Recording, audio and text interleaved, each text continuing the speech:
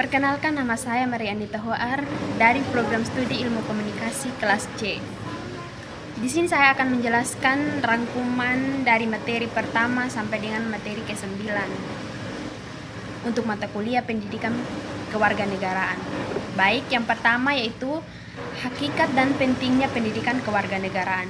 Secara etimologis, pendidikan kewarganegaraan berasal dari dua kata, yaitu pendidikan dan kewarganegaraan. Pendidikan berarti usaha sadar dan terencana untuk mewujudkan suasana belajar dan proses pembelajaran agar peserta didik secara aktif mengembangkan potensi dirinya. Sedangkan kewarganegaraan adalah segala hal ihwal yang berhubungan dengan warga negara.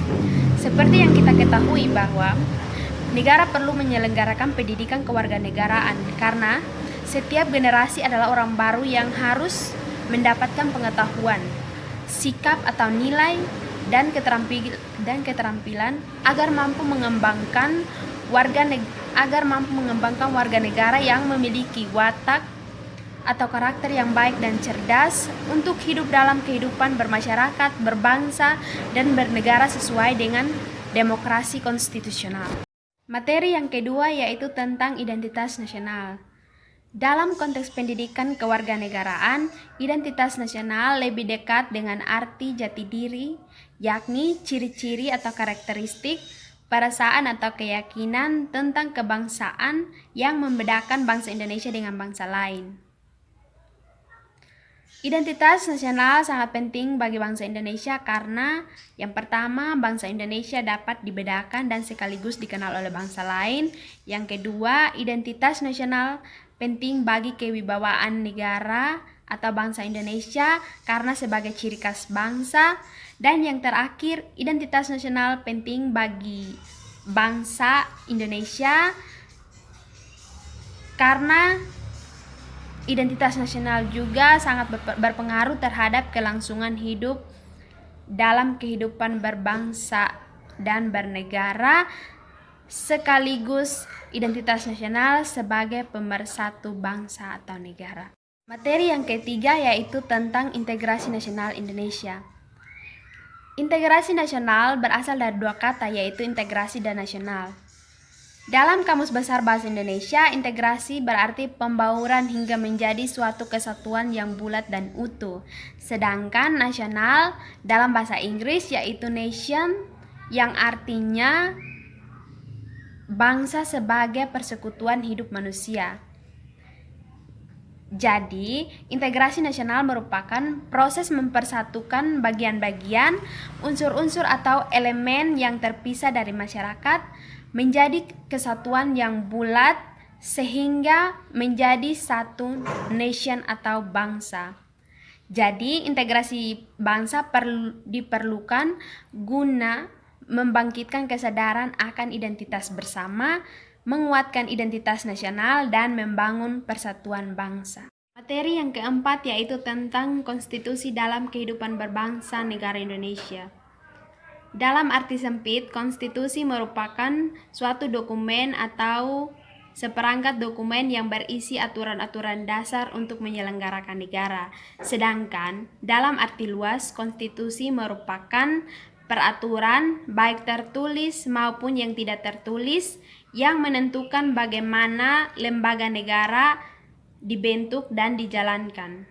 Jadi, kita semua dapat memahami bahwa konstitusi itu diperlukan untuk membatasi kekuasaan pemerintah atau penguasa negara, membagi kekuasaan negara, dan memberi jaminan HAM bagi warga negara.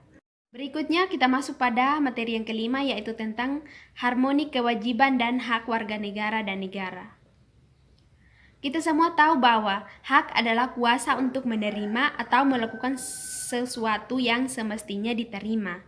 Sedangkan wajib adalah beban untuk memberikan sesuatu yang semestinya diberikan. Jadi, dapat disimpulkan bahwa hak dan kewajiban warga negara merupakan wujud dari hubungan warga negara dengan negara.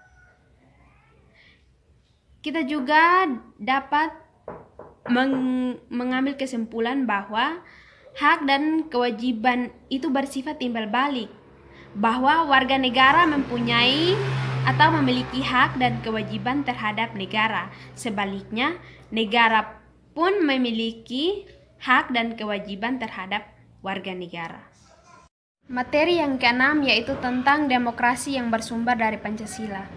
Secara etimologis, demokrasi berasal dari bahasa Yunani, yaitu dari kata demos yang berarti rakyat dan kratos yang berarti pemerintah atau kekuasaan.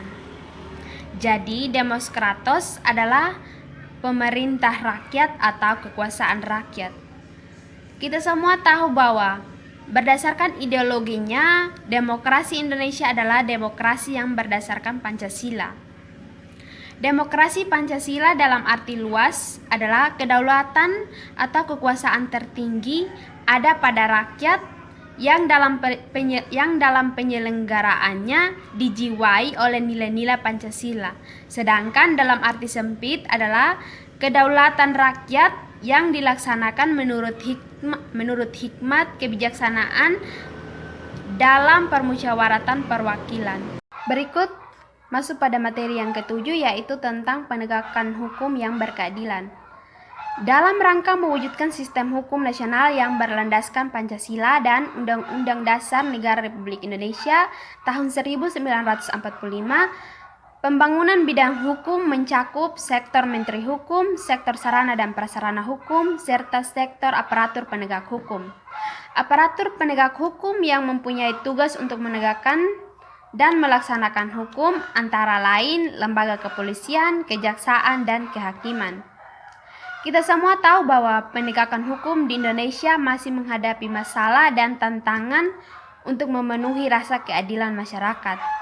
Penegakan hukum sangat penting diupayakan secara terus-menerus untuk meningkatkan ketertiban dan kepastian hukum dalam masyarakat, sehingga masyarakat merasa memperoleh perlindungan akan hak-hak dan kewajiban mereka. Materi yang ke-8 yaitu tentang wawasan Nusantara. Wawasan Nusantara adalah cara pandang bangsa Indonesia terhadap rakyat, bangsa, dan wilayah NKRI yang meliputi darat, laut, dan udara di atasnya sebagai satu kesatuan politik, ekonomi, sosial, budaya, dan pertahanan keamanan. Seperti yang kita ketahui bahwa menurut pasal 25A Undang-Undang Negara Republik Indonesia tahun 1945, Indonesia dijelaskan dari aspek kewilayahannya merupakan sebuah negara kepulauan yang berciri Nusantara. Dan berdasarkan pasal ini pula, bangsa Indonesia menunjukkan komitmennya untuk mengakui pentingnya wilayah sebagai salah satu unsur negara sekaligus ruang hidup bagi bangsa Indonesia yang telah mancanegara. Ikut masuk pada materi yang terakhir, yaitu tentang ketahanan nasional dan bela negara. Seperti yang kita ketahui bersama bahwa ketahanan nasional Indonesia merupakan segala kemampuan yang dimiliki bangsa dan negara dalam menghadapi berbagai macam ancaman yang spektrumnya semakin luas dan kompleks, baik dalam bentuk ancaman militer maupun non-militer. Dan kita juga tahu bahwa kegiatan pembelaan negara atau bela negara pada dasarnya merupakan usaha dari warga negara untuk mewujudkan ketahanan nasional. Sekian penjelasan dari saya dari materi pertama sampai dengan materi ke-9. Apabila ada kata-kata yang salah, saya minta maaf yang sebesar-besarnya. Atas perhatian saya mengucapkan terima kasih.